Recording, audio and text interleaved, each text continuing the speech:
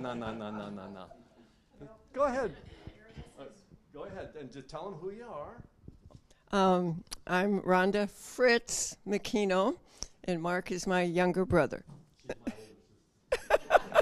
but there's an older one. Yeah. Then just where you served. Oh. Yeah. Before you We served in Nigeria, Africa for 10 years, and then we came back to Chicago, where Rich is from, for 10 years. And then, we were 12 years in Africa, 10 years in Chicago, and then 10 years in Indonesia. Okay, now, just what she said. My name is Rich McKeno. I'm Chris Wyndham, and we served in the Republic of Congo for, we signed up for a 2-year term, and we were there just a little less than 2 years. My name is Beth, and I am his wife. And my name is Mike Yost. My wife Peggy couldn't be here this evening. She'd like to have been, but she's not feeling well. I served in Honduras. My wife and I served in Honduras for 20 years. I'm Becky Schwan, and David and I served in England for 28 plus years. Yes, almost 29. Birmingham, England. My name is David Schwan, and ditto that. just go ahead and keep it, so we don't have to. Okay, fine. And you served with who? With what? Encompass World Partners. Which is Grace Brethren Association? Right, they were Grace Brethren. Then they rebranded. As they do. Okay. So, David and Becky, and so these are, as you want to share. Okay, yeah. Tell us just briefly about your childhood home, where you were raised, and just about your background, what you did after high school. Just give us the early years. Well, I was born and raised here on Woodbine Street, and went to high school. Was fairly shy, but I got into music things. I came to know the Lord at 14 when Tom Skinner used to have evangelistic meetings, and he came at a time when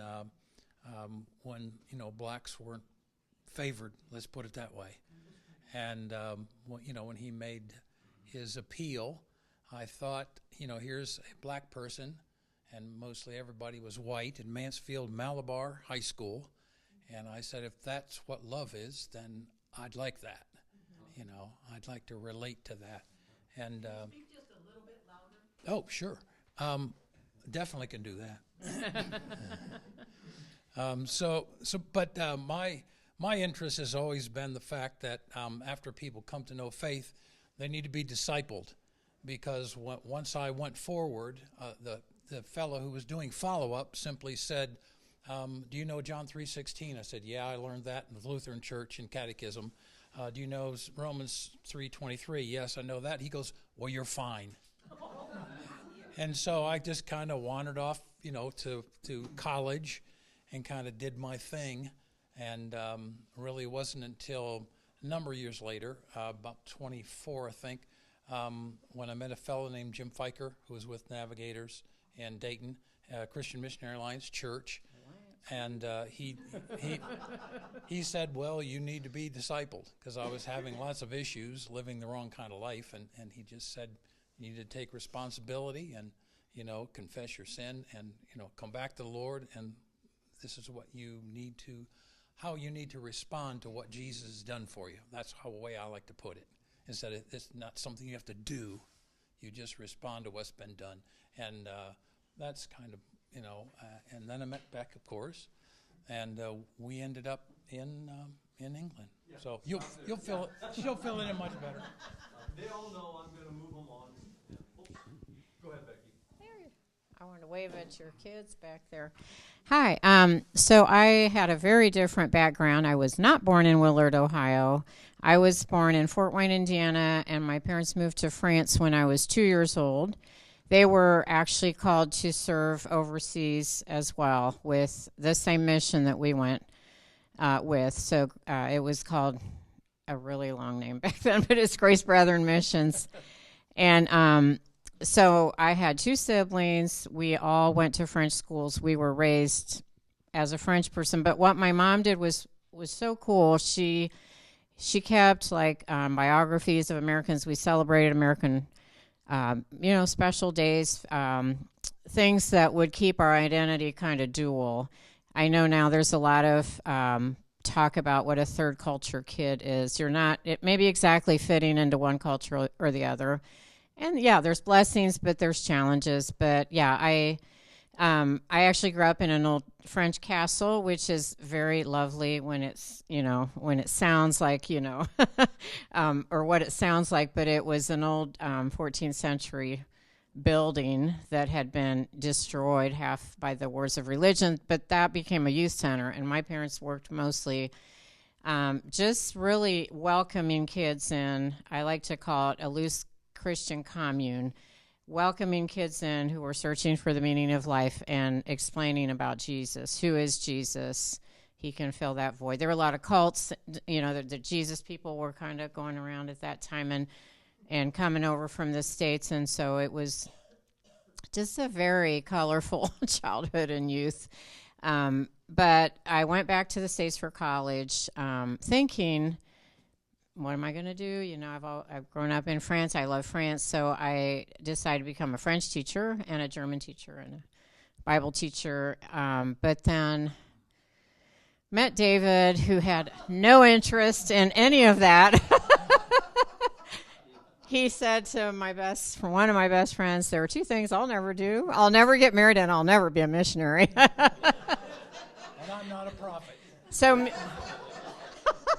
I was very confused, talked to my parents, and Dad said, just let the Lord work here. Don't try to, control. So, after we got serious, we realized, we can serve here. I mean, I was high school teacher, he was elementary. We were doing Bible studies in our home, but that's probably for another question. This is very good. Y'all know the drill. That's it. Go ahead, Mike. Okay, well, I was born on a dairy farm with. This is Mike Yost. Oh, I'm sorry. I'm Mike Yost, and I was born on a dairy farm, and raised to know how to work hard, good work ethics, and about 10 years old, my parents divorced. So there were 6 kids. 3, the younger ones went with mom, and the older ones went with my father, who had remarried. My mother didn't remarry, so I was raised by a single mom for most of my life. And single moms don't have a lot of time for their kids, so I got lost in the world and got into a lot of worldly things that the Lord watched over me, even though I wasn't walking with Him. So as time went on, eventually I met my wife, Peggy, and she had 2 children, and I had a child from a previous marriage, and so we had a blended family and began another family, a relationship. And at about 30 years old or so, the Lord began to speak to both of us, and we thought, well, maybe we ought to listen and find a church or whatever. And my Peggy was watching children at the time, and one of our children's parents came by and said that they were having a friend day at church that week, that Sunday, and wanted us to come along.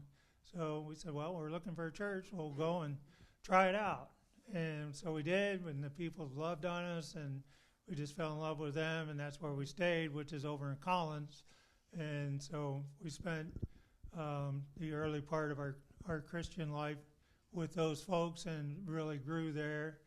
And eventually, the men of the church had an organized men's group.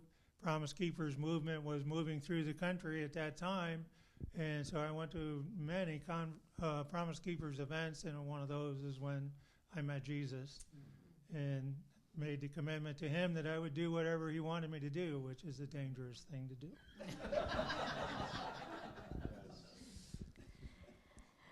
Well, I was brought up in a Lutheran church, which sometimes I think, well, was I not there because I never heard about Jesus as a relationship, and I thought I was a Christian. But as I got older, it was like I saw people at work that were like, there's more to this Jesus thing. And I really was in the world. And it was like the people that did invite you to a concert, it was like, oh my gosh, this is when, guys had their hair down their shoulders and, everyone was smoking marijuana and all that kind of stuff. And just, so it was like, and they had like butches when we went to, I'm like, I do not want that. That would be no fun. Like, these guys are so weird. They dress weird. They look weird. Like, no, I don't want that. And so, of course, I was a hard nut to crack, but God kept after me. And just, people kept on asking me things that the guy that did my hair, am I going to heaven or hell? Like, just one thing after another. And finally, mom of my daughter's my daughter's friend's mom said, you should come to church, And I was like, oh, that's like all across town, He goes, well, there's one that's, closer. So I went to, it was Assembly of God Church. And long story short, I got a divorce in that time, and I wanted to be baptized. And I went to the pastor and talked to him. I'm like, this card wants to know when I was saved. I go, you use that word all the time. I have no idea what you're talking about. I go, I have no idea. And like what you're even using that terminology. And he told me, he goes, when did you start changing and want to start, And I go, about a year ago. And he goes, okay, that's when you got saved. It's because you were starting to want, like you wanted to start serving God. You had a relationship.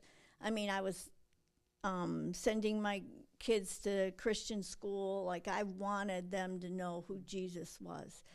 And so I had a long way to go, but it's been an adventure, and I've loved it ever since. My story, I came from kind of a dysfunctional home. Both my parents were alcoholics.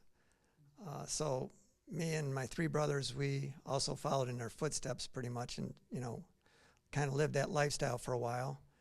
And then, I got pretty sick. I got stage 4 cancer, and the Lord, we were sent to a Catholic church.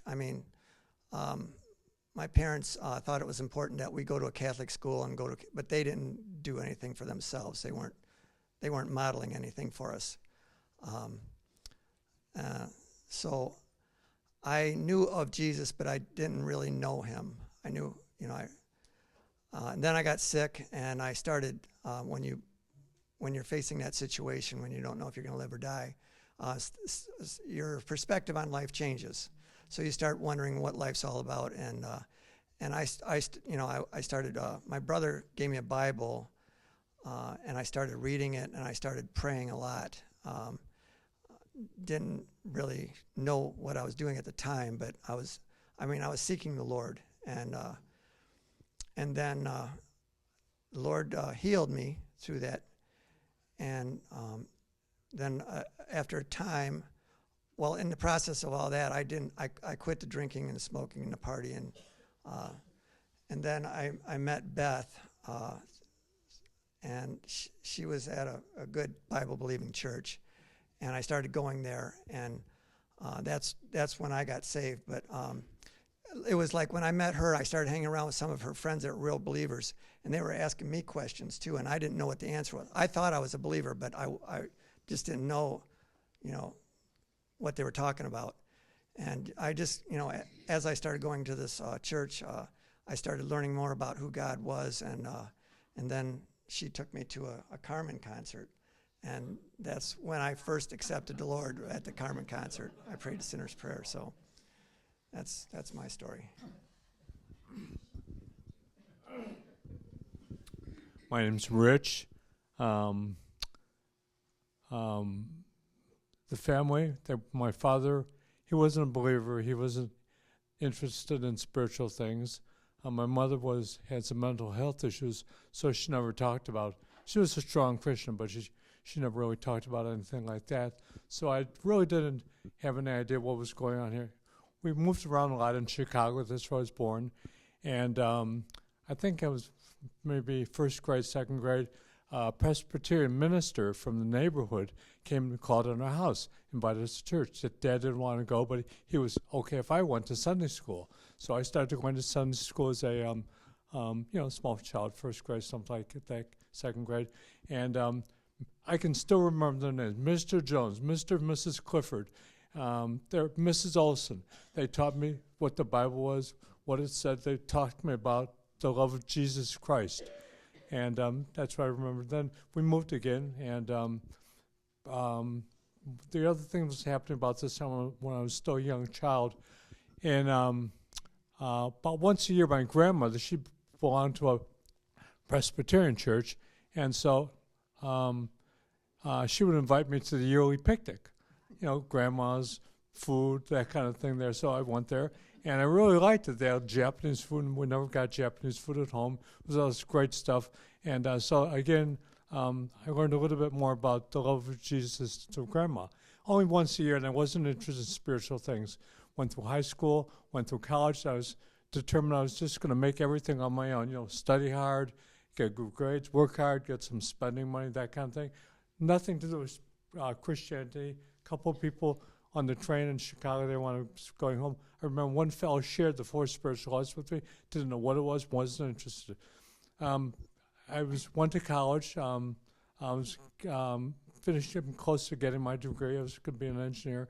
And the girl that I had been dating with for about 3 or 4 years, we thought we'd get married. And suddenly she decided she wasn't interested. So it was like when people talk about the heart breaking, it really felt physically felt like my heart was breaking. I was lying on the floor just feeling terrible. And I didn't know what to do. And I remembered, Grandma, the other Presbyterian church that the pastor talked about the love of Jesus. So I went back to the church, my grandmother's church, it's over in the Cubs ballpark, and the pastor, saw me, and I kept coming there pretty regularly every Sunday for about a month or so, and he shared the 4 spiritual laws with me, and that made the difference, and I began to understand. And no kidding, it's just like if you're in a dark room, that's all you know. It just felt like the light was switched on, and everything else became meaningful and helpful and good to me. My life began at that point. Praise God, he broke up with that girl. or that she broke.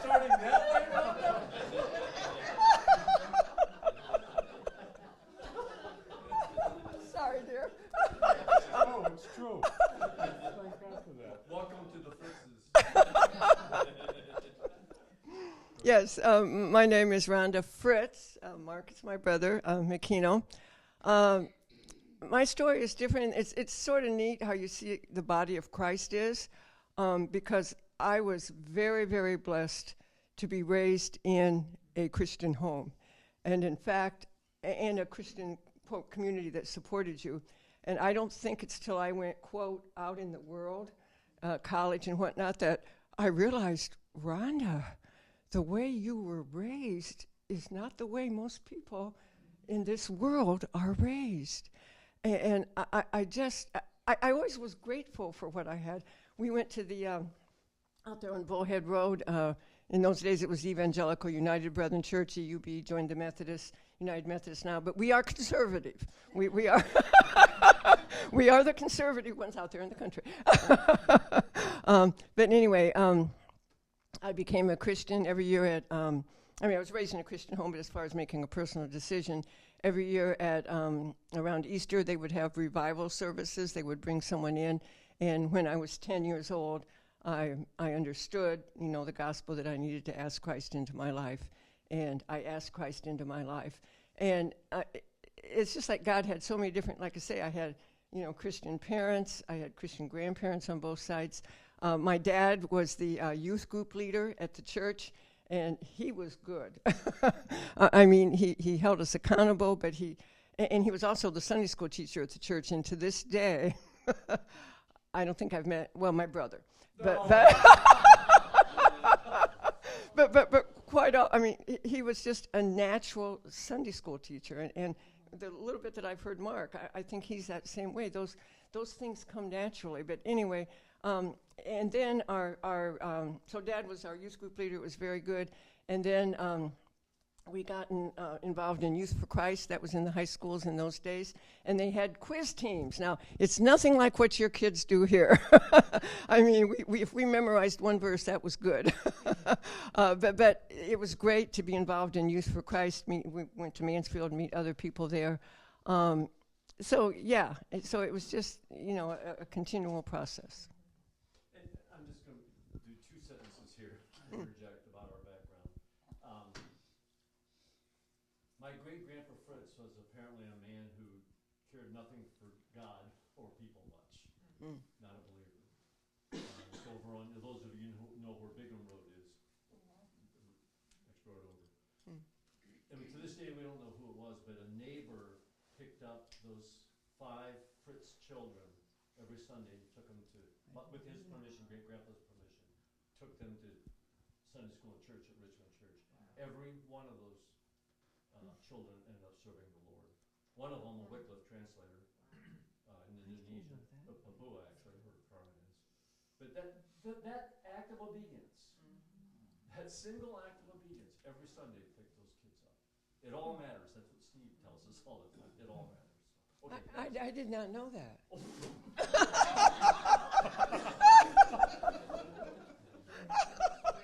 Whoops.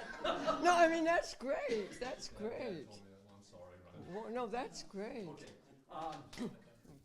So, we're doing all right. Describe your journey to the mission field as a couple, just individually, God's call on your life, what did it look like, just talk about it. Okay. Rhonda, go ahead, Rhonda and Rich. I'll share a little bit and then he can. There again, started involved with the church. Like I said, I became a Christian when I was 10, but there again, it shows you how important the church is. Before we would break into our, individual Sunday school groups, we had where all the age groups would get together and we'd sing and whatnot. And there was a woman, if you know Lance Carpenter or Tammy Thornton Carpenter, it was their grandmother, Alice Carpenter. And she had always wanted to be a missionary to Africa. And for whatever reason, she didn't make it. But at least once a month, if not more often, I don't remember the name of the mission group, but they had like a little magazine about Africa, and she would read us a story out of that. And, other than the fact that I really believe that God does have calling on people's lives, but I think God used that, without my realizing it. By the time I was 12 years old, I knew that I wanted to be a missionary teacher. Now, how do you explain that? I mean, God obviously used that woman. I truly believe that God does, have callings on people's lives. And I just knew from there that I wanted to be a missionary teacher. Was that a continuous, or were there ups and downs after that? No, as far as wanting to be a missionary teacher? Yeah. No, it never changed. I knew. Now, we don't say how we got involved at this point, right? How God followed up. No, I guess not. Yeah, go ahead. Thank you. I mean, it was me how God followed up on it. Yeah. I become a Christian at the church. I was 20. I think I was about 22 at the time, and I was starting to work. I just got out of school. I was working, and I was driving out to Arlington Heights in Chicago. It's about a 20-minute drive or so, and I thought, okay, well, I got my degree. I got a job. I worked at Honeywell. It was a good job and everything. And I'd drive back and forth. But I was growing in my faith. The pastor did follow up with me. we had something called the transferable concepts. These are small Bible studies where you grow in your faith. So I was growing in my faith, and it was about 6 months, 9 months. I was growing in my faith, and I thought, wow, this is really good. And then someone sent a magazine to me. I still don't know who it was, but someone sent a magazine, Worldwide Challenge. They were talking about Campus Crusade Ministries. They talked about vocational ministries that can use their services overseas. Teachers, agricultural workers, engineers, medical people. So I thought, wow, that's really something, because I thought, well, I wonder if I can be an engineer over there with them, because I was really growing my faith. I thought I'd be driving back to work. I said, this is the same old drive every day, 20 miles out to 20 miles back. I get a little cubicle, and I think, do I want to be doing this for the next 20 years, walking into this building with, this cubicle there, and they're asking me all these questions. So I thought, but the Christian life seems so exciting to me. I was just growing in my interest in faith. And then this magazine came up, and I thought, well, this is something I could do for the Lord. I can do over there what I'm doing here, and it's for the Lord. And so I kind of applied and did all the things you have to do, and that's got me on the track, and eventually I was able to get over there. Can I go first? No, you go. Our stories kind of go together, so I didn't want to. Well, I was a new believer. Beth and she was she was a believer for a while before me. And I don't even know if I was where I was at when we met, but I thought I was a believer. Yeah, so that's what he told me, so I believed him. But she would, the church we were going to was pretty mission oriented. That was a big part of who they were, and Beth was excited about missions, and after we met and got married and all that, she was like wanting to go on the mission field. She felt like we were called to go to Philippines, and I just had no desire or felt no call or anything. I just didn't want nothing to do with it. And then the youth group was getting ready to have a trip. I don't even remember where it was, in Europe somewhere or something. And our daughter was in the youth group, and she come up to us and she goes, Dad, or not me, she didn't call me Dad, I was her stepdad, but she told us that she felt like she was called to go to Africa. And there was no trip to Africa. It's like, oh, okay. So if you believe that, we'll try to help you make that happen. So then we had some missionaries come to our church that were from Africa, and we told them about it, and they said, well, we're getting ready to go back. They were on their leave for a year. They said, we're getting ready to go back. Your daughter can just come back with us.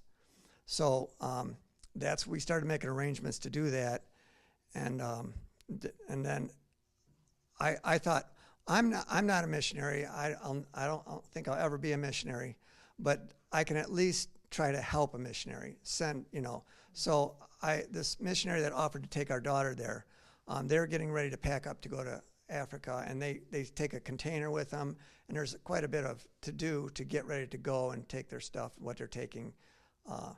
And so I started helping him in any way that I could, and we started having a relationship together, and we had a connection. We just became fairly close, and then in the process of that, we had another a team of they're called the Watota Children's Choir come to our church to minister to us, to raise money for their ministry in Uganda.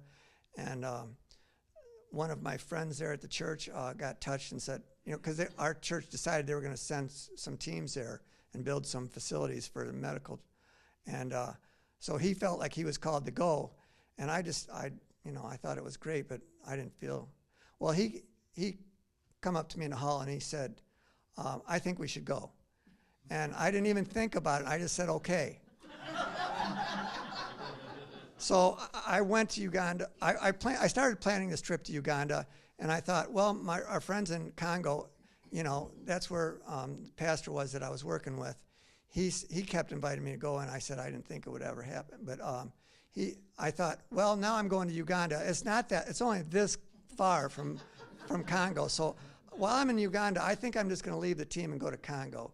So I started trying to plan that trip. At the end of the trip, not there. Yeah. He fulfill that. Yeah, so I found out that it's pretty difficult to travel inside of Africa, at least east and west. North and south is not as bad, but there's not a lot. So and when I was trying to plan it, they were saying, "Oh, you don't want to go there. You don't want to go there." The way I was gonna.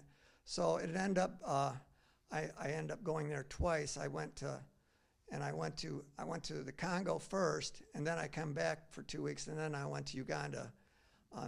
But when I was when I went to the Congo with our friends there, I felt like I fell in love with the people there. And they invited us to come back more long term. And as I'm coming home on the flight, I just felt like the Lord was really speaking to my heart to go back there on a more long term. So that's when we went back. I told Beth, I said, Beth, I feel like we're supposed to go to Congo. I feel like we're called to go to Congo. And she didn't hesitate. She said, "Okay, let's go." So that's how we end up going. Good, you covered my next question. Go ahead. Do you have anything to add to that? Yes. Yeah, okay. Go ahead. Because if anybody is thinking or have kids, it's like you don't always get what you want when you want it. I mean, that's the loveliness of God. And I was told by another missionary that I had, we were friends, before she went on the mission field. And I'm like, she went to the Philippines, and they had everything. They needed an electrician. They could use me in the nursing skill. And it was, English, more English speaking. So I'm like, man, this is all in line. And then he says no. And so I'm like, I really think God, and I go, I don't know what to do with him. I go, he says no. Like I say, because we were in a very missionary church. I mean, we had a missionary minute every Sunday. We had, a week of missions and all kinds of stuff. And it just was always mission-minded. So I was like, I know I'm supposed to be going somewhere. Like, how can I go? And he's saying no. And I was told to not speak to him again about it. And by this missionary woman, she goes, "You just need to shut up." I mean, like, she used that word. Because you need to shut up to him. It's like you need to just leave God do it. And, of course, I'm not like that. But I, that's one of those challenges that God gives you is that, if somebody tells you that, and that's what God needs to talk to this guy that, all of a sudden he said yes to somebody that, yeah, he's a friend, but, like, I'm his intimate friend. Like, why is he listening to this guy that's walking down the hall and says, "Oh, yeah, I'll go," But I knew that God was planting. I'm like, okay. I mean, because I had to sit for a long time. It wasn't like, 2 weeks later, he, no, you have to keep your mouth shut for a while. And so I did. And I was just like, oh, man, this missionary's really going to touch his heart. No. This missionary's really going to touch his heart.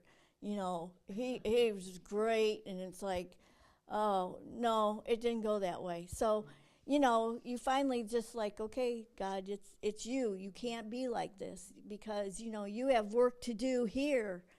And so, you work at what you have in front of you. So, every step where God puts you is where you need to be. And so, don't get before God. Because, I mean, it would have been terrible if he would have said yes just to please me. He had to be, he has to hear from God. So you don't ever want to, because you don't ever want to go on the mission field without, knowing this is where you should be, because it's not easy sometimes. And if, God really, you got to know that God wants you where you're at. So I'm saying this because a lot of you are like, well, I'm not ever going to go on the mission field. but you don't know if your grandkids are, or your, you know, you don't know what he's going to do. And so, I mean, I will say, if they ever go on the mission field, just support them, not be like, are you sure? Because, you know, like my mom was not supportive initially, you know, because it's Congo. Don't they have wars there? Well, yeah, the other Congo does, not the little Congo that we went to. Doesn't have them hardly ever. But the point is, it's really nice when your immediate family supports you wholeheartedly, and his family was really, really great. So I will say that, you know, when he did, I was ready to go. But it wasn't where I thought. I thought God would take me to some place that was more English speaking. You know, it wasn't what I envisioned, but it's where we needed to be. So, you know, I mean, you just got to be obedient. God just blesses the socks off of you. So, Thank you. Okay, well, I'm going to follow up with that just a little bit and give you a little background about my profession. I started in construction when I was in probably junior high school, and I went to high school and took diesel mechanics and learned that.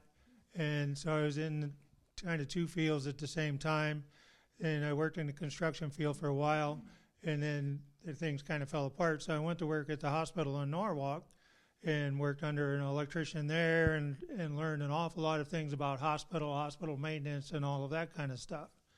So let's go back to where we left off. When I was in church, we got involved with a lot of things. We got involved with the youth ministries and that kind of stuff. Our church was not mission-minded, hardly at all. We didn't support any missionaries. We did a little bit, but nothing like the Alliance Church or some of the other churches do. And our men's group got involved. We kind of grew and got involved with other churches, which was very interesting and kind of unusual, I think. So we were involved with different groups. In the Alliance Church in Norwalk, there was a doctor there that I worked with at the hospital and was part of the mission group with him, or the men's group with him. And he decided he always wanted to be a missionary. Peggy and I never even thought about being missionaries. I mean, we helped with local missions in the church, things like that with the kids. But so anyway, my friend, doctor, says to me one day, he says, I'm going to the mission field. He finally said, I finally got my call. He says, I'm going to sell my house, I'm going to sell my car, my business, everything I have, and I'm going to move to Honduras. Well, I didn't even know where Honduras was, but he said he's going to move there, and I told him I thought he was crazy. And then he says to me, he says, well, we could use somebody like you there. And I said, well, that's never going to happen. But you have to remember what I told you earlier, that I made a commitment to the Lord that I would do whatever he wanted me to do.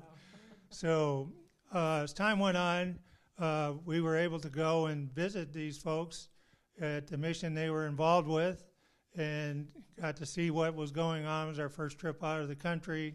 It was very exciting seeing things going on in working with the local people, planting churches, and the mission had a hospital. It now has a children's center, a school, and a farm, which didn't have all those when we started, but anyway, it grew into that. And so with Peggy and I, we were pretty excited about this, and we came back home and we were telling lots of people about what was going on there. A few months later, maybe 5 months later, we were invited to go back again. And while we were there the second time, Peggy, the women slept in one place and the men were in another, and we kind of didn't see much of each other except for meals, and didn't get to spend time with each other. So one day we had a free day. Mind you, where we were at was right on the Caribbean. It's a beautiful place. But anyway, we're down walking on the beach.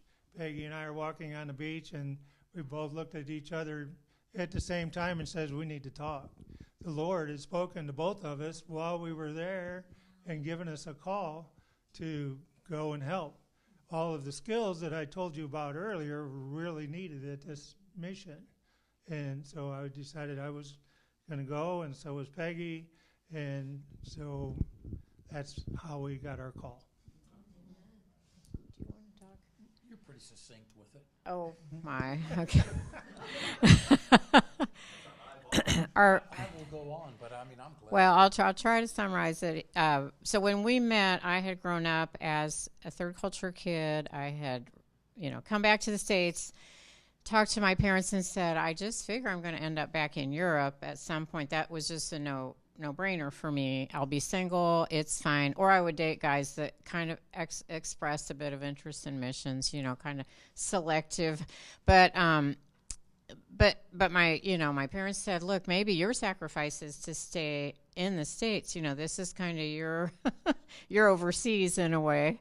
And, you're working with a lot of high schoolers. I was doing camps. I was just really enjoying teaching. And so, the biggest journey probably for us as a couple was that, as I said, David had no interest. He finally got married, so that was good.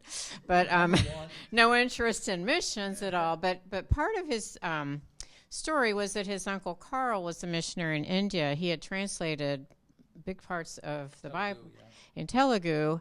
And David their family looked at him as a superhero, like, Uncle Carl and Aunt Laura, I could never do this kind of thing. He would think, what?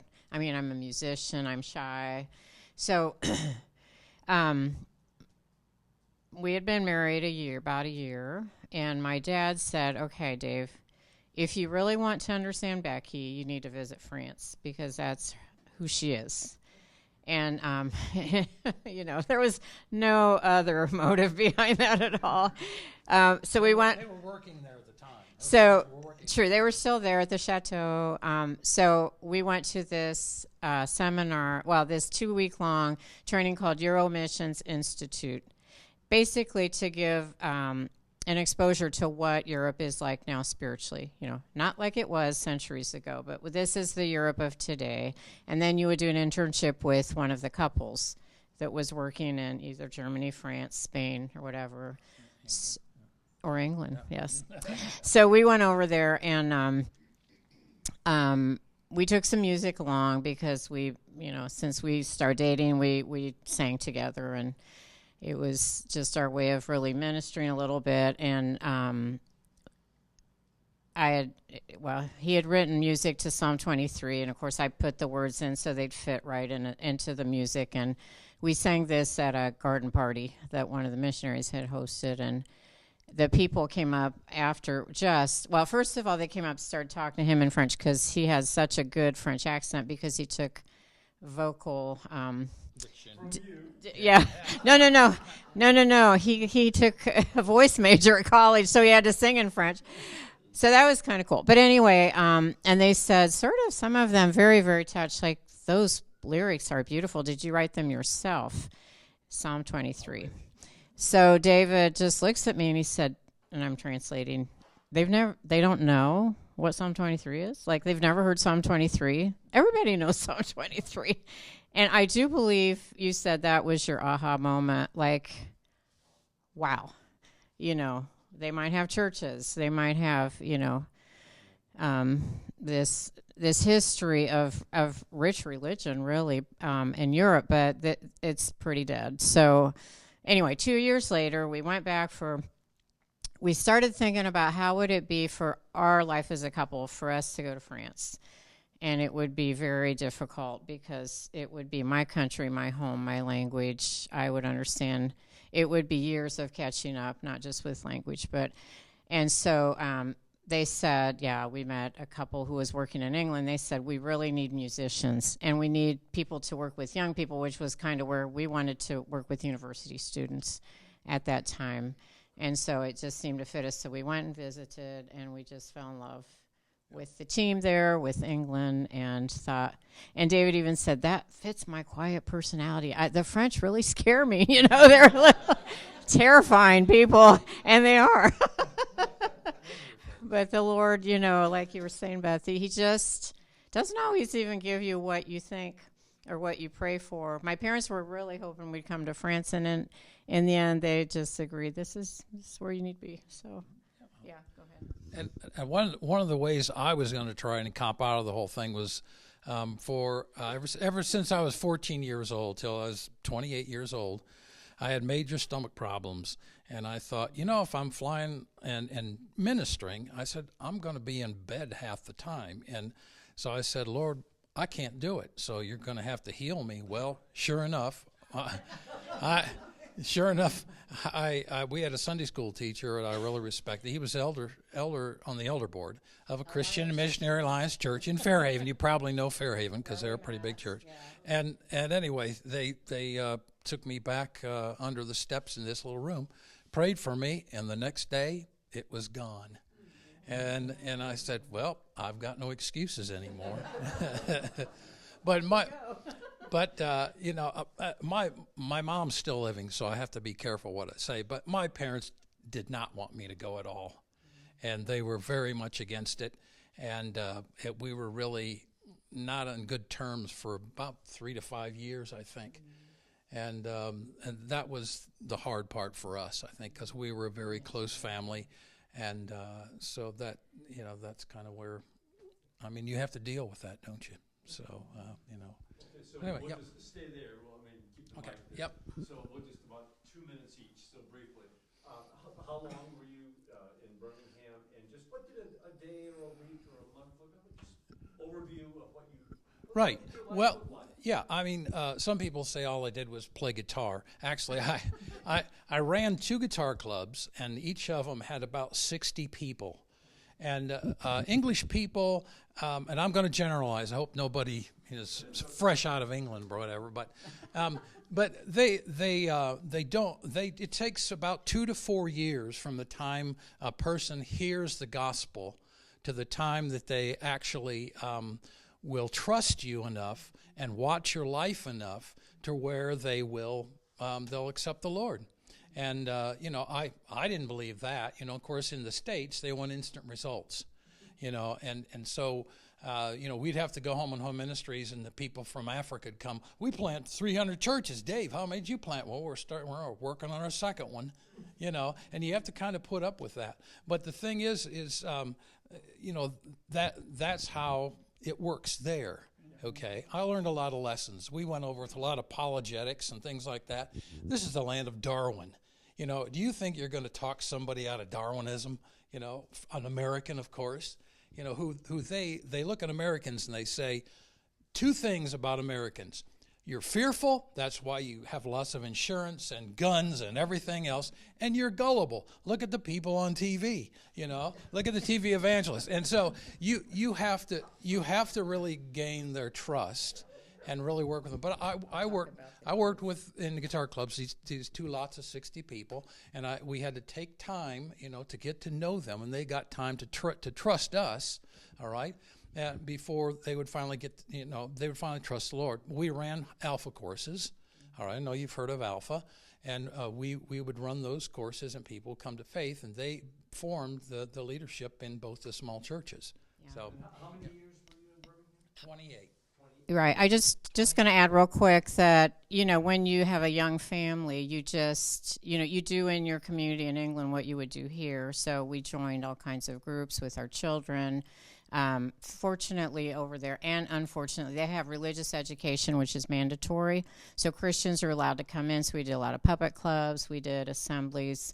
But then other faiths are allowed to come in too. So, that's kind of the thing that makes it a little harder for kids growing up. But we love youth. So we did anger management in high schools. We joined the PTA. We tried to just follow the stages our children followed, so that we were there together. We weren't just say, this is our ministry and you kids are along for the ride. We really tried to, give them as normal a life and show them that these people who are all different. I mean, they went to school with so many different cultures.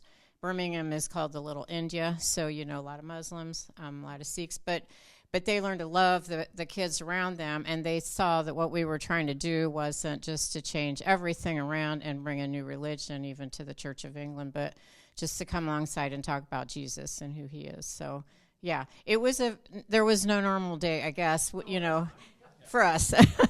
A lot of different meetings and, encounters. To people from the clubs, you would do counseling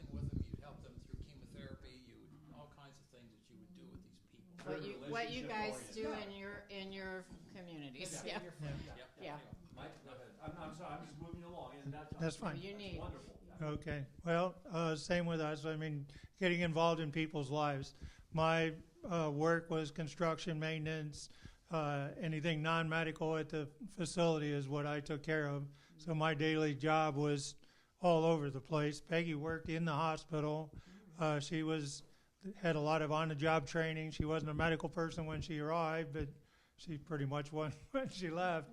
So we got involved with a lot of things during that. My group of people that I oversaw in the hospital itself, we had 4 or 5 people, but I often have as many as 30 or 35 construction workers under me while I was doing all of the projects. In the morning, we would meet and have a Bible study every morning before we would start.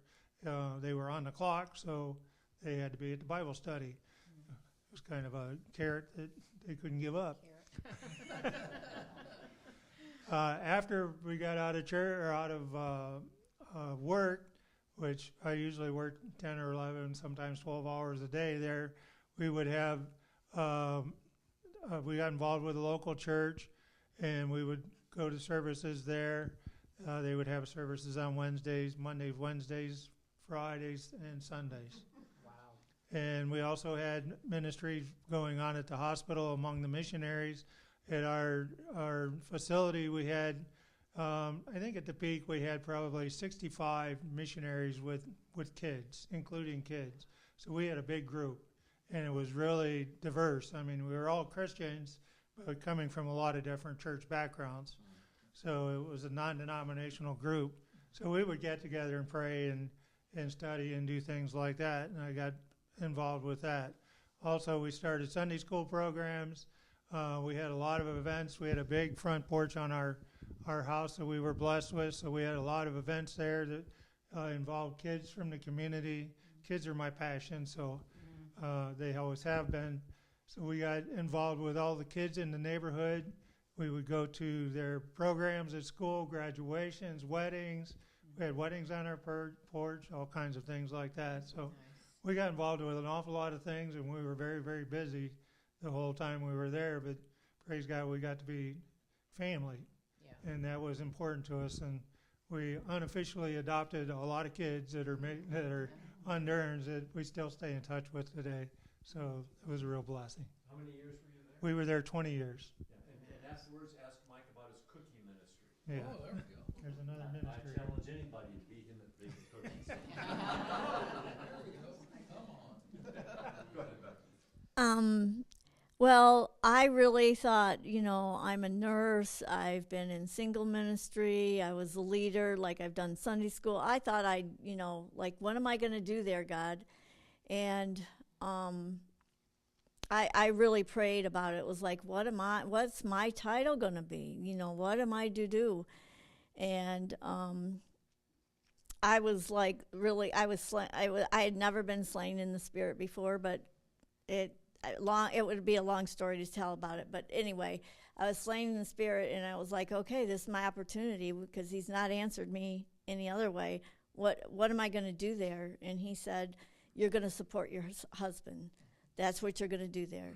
So that was my main thing, is supporting my husband, because it is a very lifestyle change living in Africa from what we were used to. And for me, on a daily basis, I mean, it was basically we had a 10-year. My youngest was 10. The other 2 girls were adults. One was starting college, and the other one had just gotten married.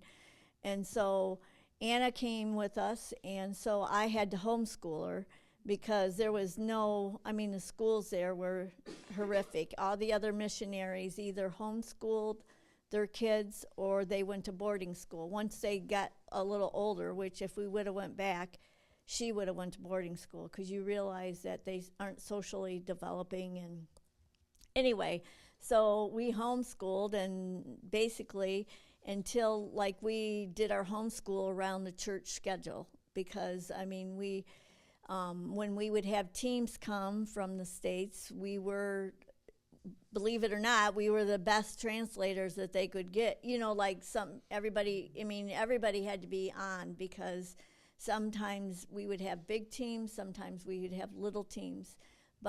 And Anna actually got to be great at speaking French. So she was a good translator. So we would do teams, and then, you know, we had Wednesday night, we had Saturday night, we had Sunday morning. I mean, you have to be there and be a part of the church. And Anna was involved in choir and that kind of stuff. And, you know, you have to go and buy with vendors. It's not a great big grocery store. You go to like 10 or 15 vendors to get your supplies. So it was a lot of walking and learning how to do a taxi, and, riding with, eventually Anna did not like going to the shopping with me, because she had red hair, long red hair, and she's white, and so they want to touch her. And being that she could understand the language, she was always being asked if she could get, if guys wanted to marry her. And it was like, oh my goodness. So she just got tired of that. But that's basically what I did and supported, and like the missionary, the missionary that we worked underneath, if there was something that I could do, like one of the projects was fetal development in the womb, for ladies, because, they had no books, they had nothing like that. And so, I mean, that was something that was encouraging to me, because a young pastor had gotten married, and, his wife was pregnant, and it was so cool because, I had made posters, and, so if I could help in any way, but being that there is a language barrier there. Chris had a translator, but I did not. So it's like I carried a dictionary, and I said I always spoke baby French. That's what I called it.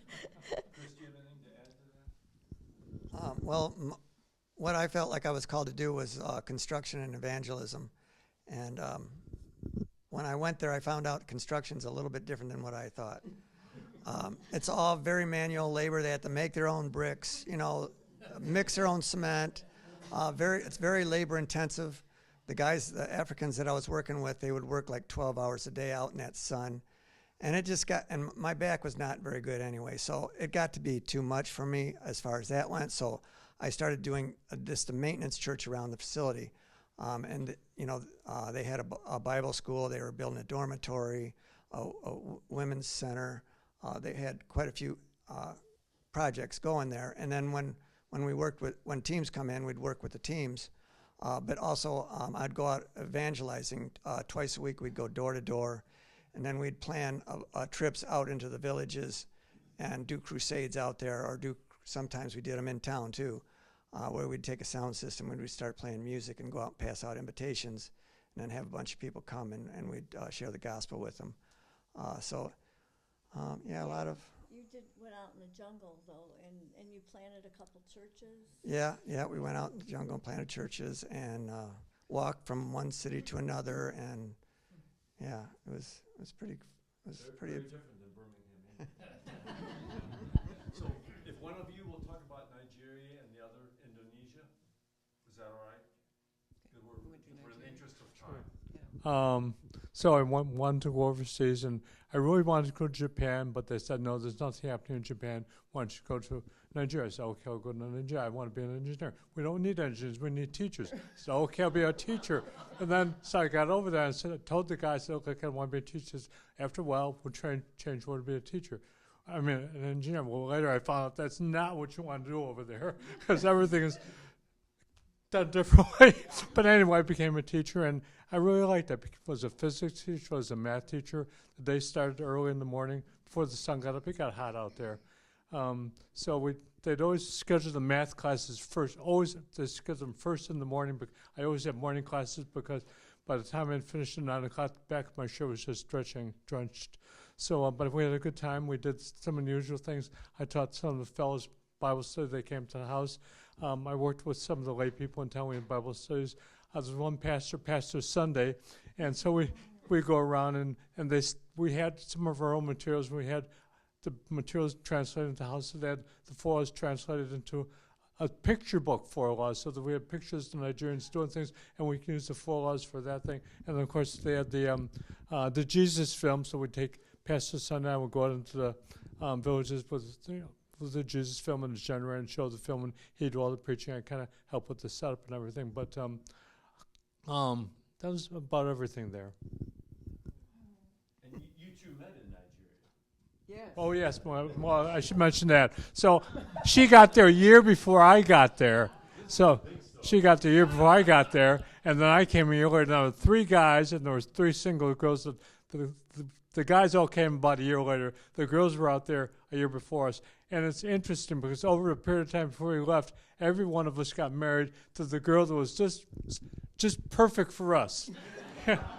And that it just worked out that way. But anyway, yeah, I was in one town about 3 hours away, and I said, I'm going to come down. They had different teams and the leaders. I said, Don, I'm going to come down and visit.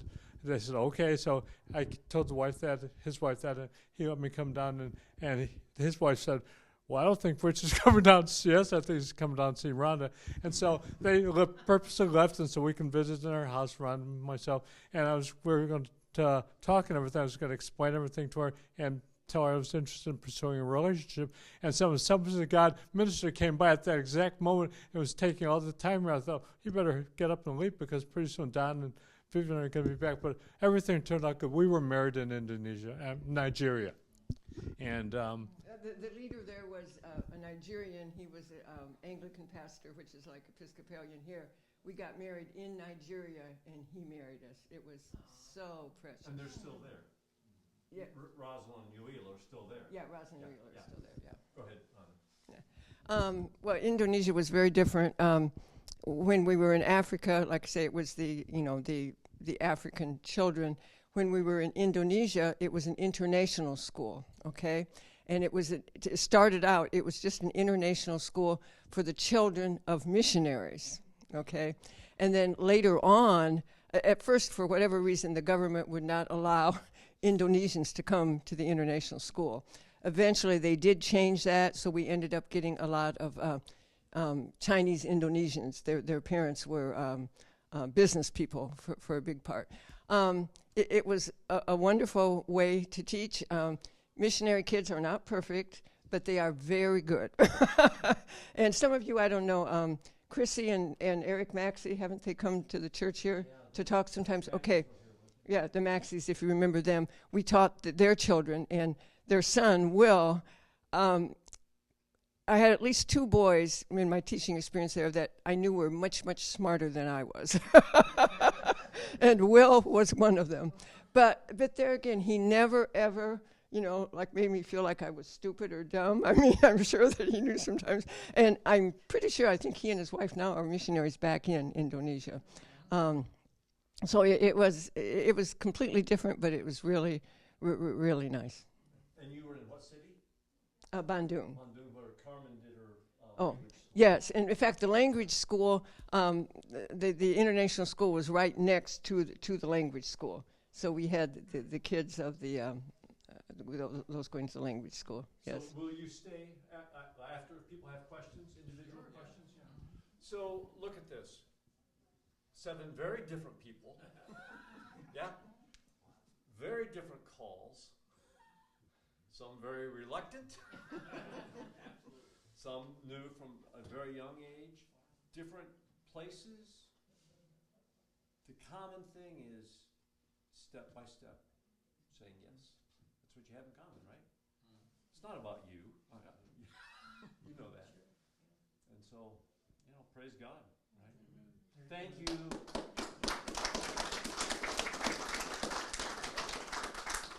Maybe one more comment. Yeah. But it's the people out here that keep us there.